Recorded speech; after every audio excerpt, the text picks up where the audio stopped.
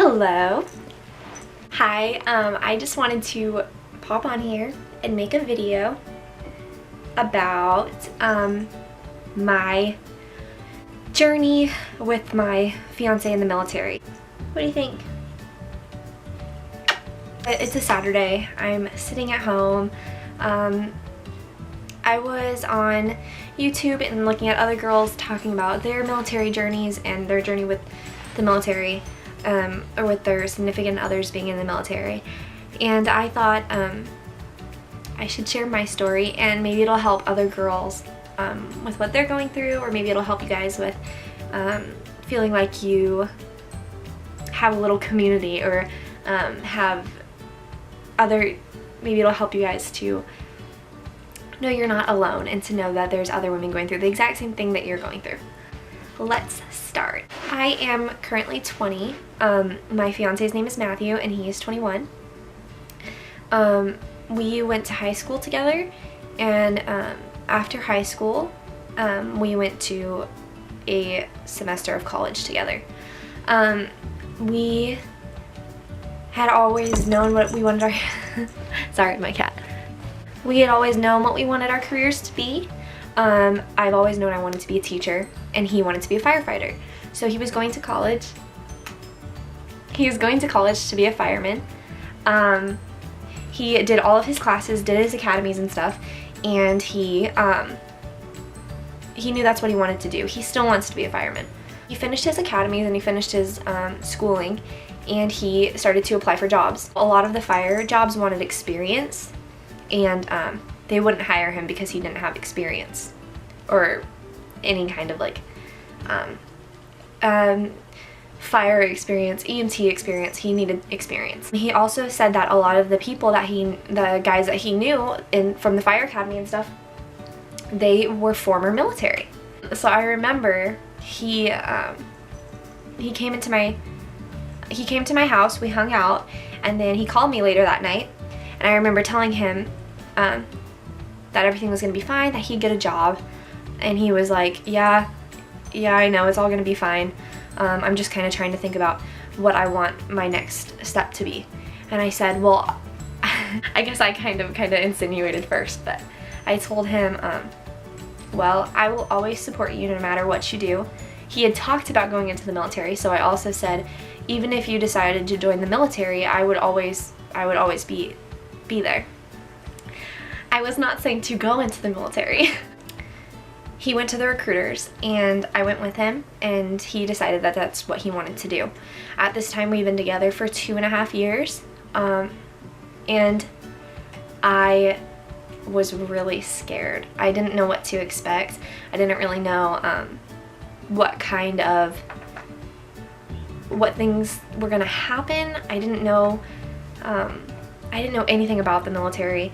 I had seen movies, and I had talked to some girls that were dating men in the military, but all the relationships would end, and they would say things like that it was the hardest thing they've ever done. And now that I've been in it, I realize that if you love someone and if you see the relationship working, you will do anything you can to make it work. It's not a question of, oh, will our relationship survive? It's a question of whether or not both of you want the relationship to work. So we went to the Military Entrance Processing Station, or MEPS, at the beginning of last year. And no, I'm sorry.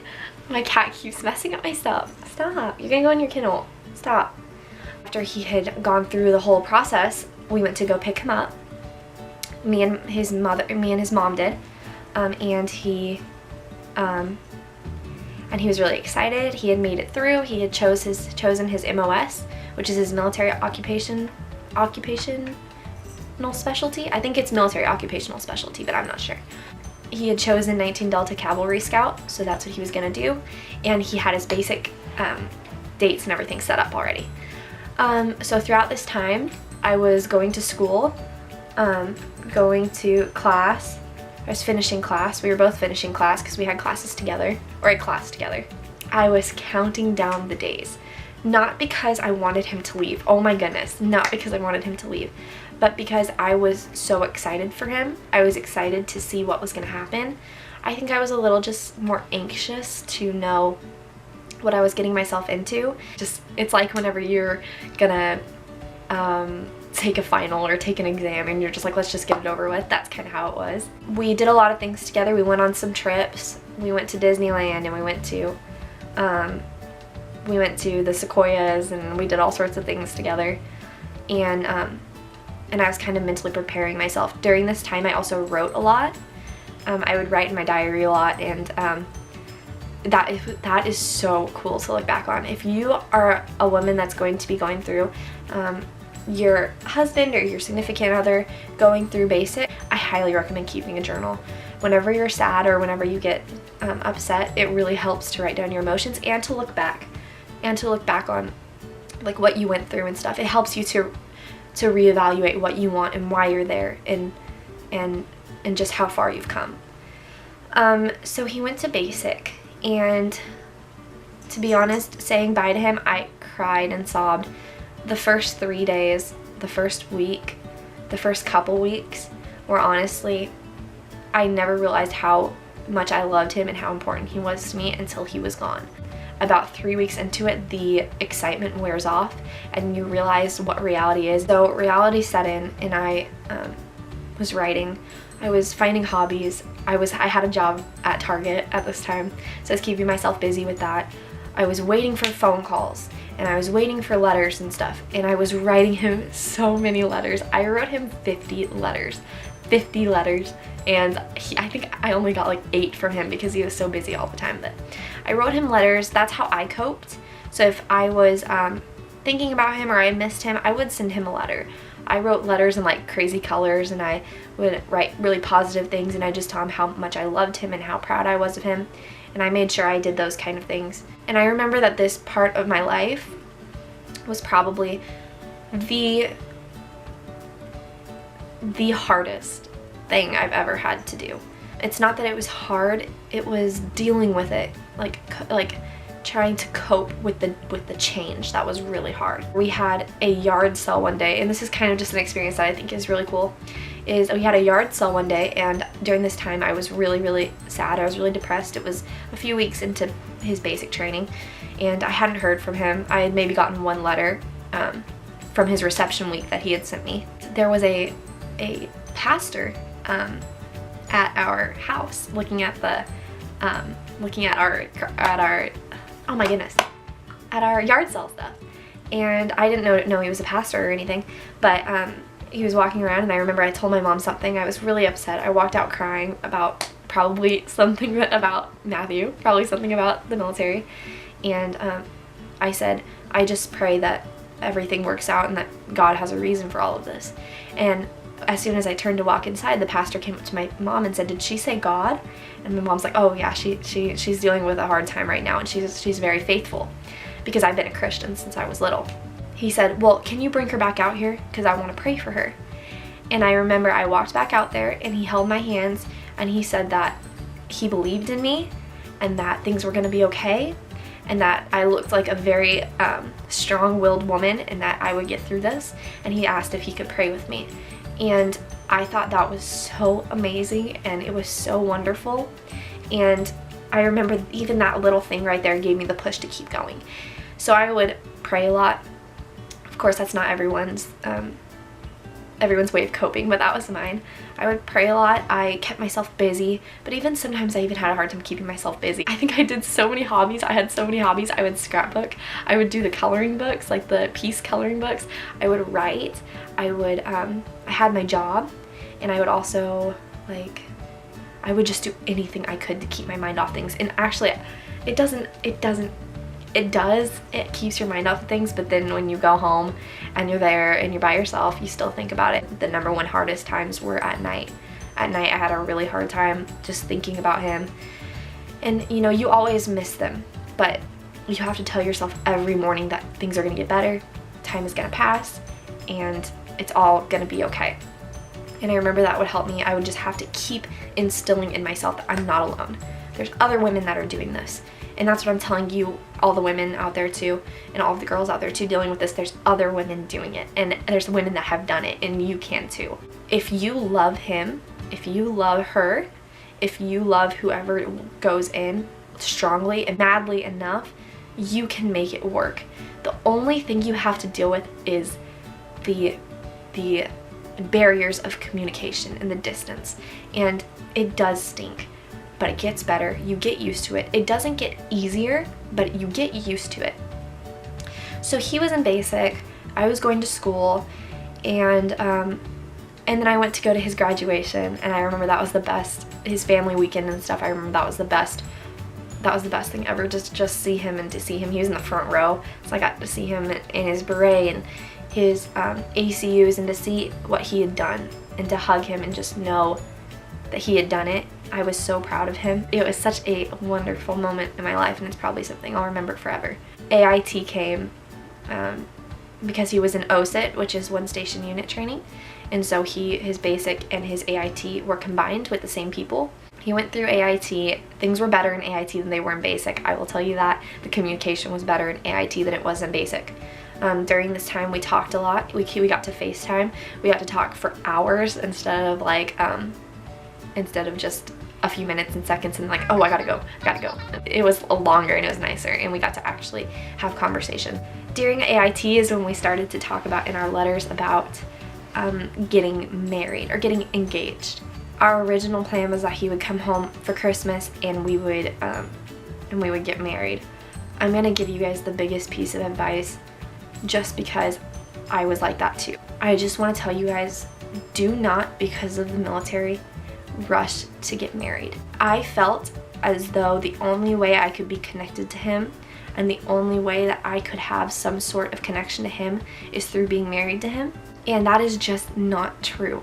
You and him can love each other just as powerfully and just as strongly by dating and being engaged. Just because he's in the military, just because she's in the military, does not mean you need to rush to things. I was very insistent to him that we needed to be married, and I realized now that wasn't right. We didn't get married because we didn't have time to around Christmas time because it was such a small amount of time. He wanted a big wedding. I wanted to go get married in a courthouse, but he wanted a nice wedding. And so we waited, and we're getting married in July now. On July 13th. I'm planning a wedding. I'm almost finished planning the wedding. I have my wedding dress, and I'm very thankful I didn't just have a quick wedding and just get married just cause. The biggest thing I see women do, and I almost did myself, is force yourself into marriage because you believe that's what you're supposed to do. You do not have to force yourself into marriage. You shouldn't. The military does not change a relationship that much. Okay, I see it as a job. Okay, he goes away. He's working. That's it. The distance is hard and stuff, and yes, I do understand because I was like that too. The distance is hard. The connection and everything. You don't feel like you have a connection in the military. I guess that's kind of why some women rush to marry, or some men rush to marry, is because we're just so we want to have a human connection so bad, and when they're away, you just feel like there's just nothing. Sometimes I remember it used to feel like, and even still, it feels like your boyfriend or your fiance or your husband is just imaginary. It starts to feel a little surreal, and then when you see them again after a long distance, it feels surreal too. So we didn't get married in December, and I'm glad we didn't. I'm glad we were waiting to have the wedding that I believe will be memorable. In December of 2018 of last year, he took me back to the Sequoias and he proposed to me. And to be honest, his leave, that was his very first leave from the military. He got a pass back in November to come home for Thanksgiving, but it was only 4 days. And so his Christmas leave was his very first leave. It was so surreal to just have him back home. To be able to do the things we used to do whenever we were in high school and stuff was so much fun. And then he had to go back to where he was stationed. His leave was over, and I was by myself. So currently right now, we're trying to plan a wedding, or I'm trying to plan a wedding, and he's doing the best he can. Being with the military, you have to learn how to be independent and do things yourself. If you're dating a military man, if you're engaged to a military man, if he's going into basic, or if you're starting this relationship out just fresh right now, it is really hard. It takes a lot of trust, it takes a lot of communication, and it takes a lot of hope. I realize the biggest thing you need when you have a military relationship is hope. like hope that things will get better, to be optimistic. I'm a very negative person. I'm a very negative person naturally. I'm definitely the kind of person that looks at the glass as half empty instead of half full, and he's the kind of person that looks at things as half full. I know that so far right now what he's, oh, and let me continue my story. I'm sorry, really, before I go into all the emotional stuff.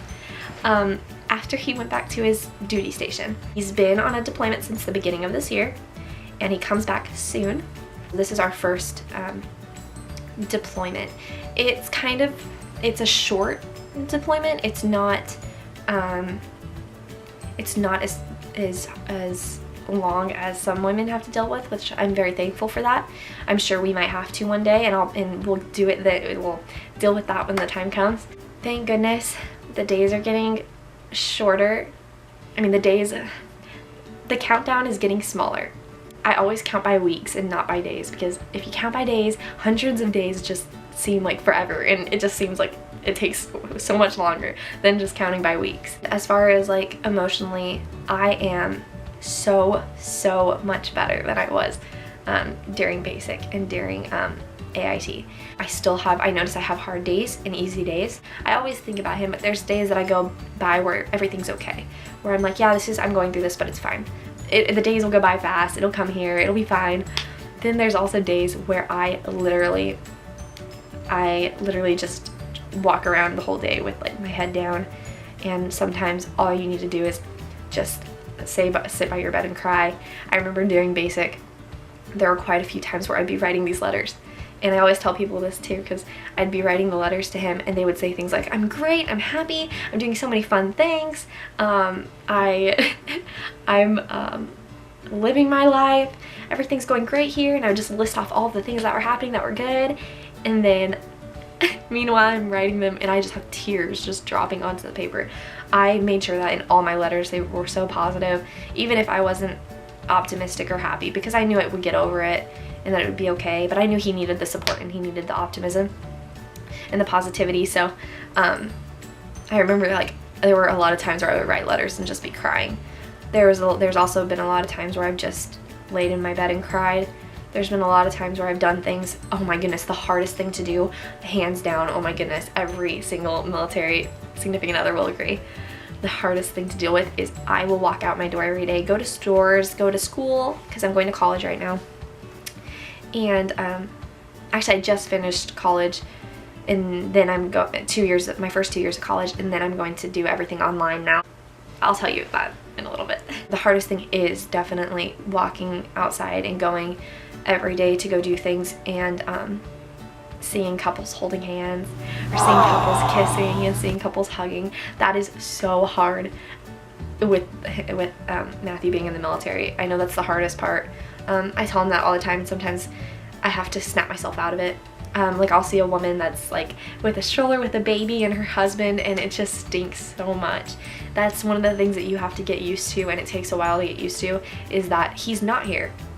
You can't hold his hand, you can't kiss him, you can't hug him like every other one, a lot of other couples can. You just can't, but it's worth it. The first kiss after they come back, or you see them after a long time, is so worth it. And that's what I think about too, is I think back to all the first kisses we've had. I mean, lucky for us, we get to have first kisses a lot, which is I guess kind of a blessing in disguise. It's hard to go every day knowing that there's couples being with each other, hanging out with each other, living life together, and we're separate and we're so many miles apart. Me and him are a whole world away right now, and it's hard. I just want you all to know it gets better. Currently right now we are planning on me moving up there right after we get married. We're hoping the housing isn't too bad. We're getting married in July, and then I'm hoping we can move up there. Not right now! What was I saying? What was I saying? What?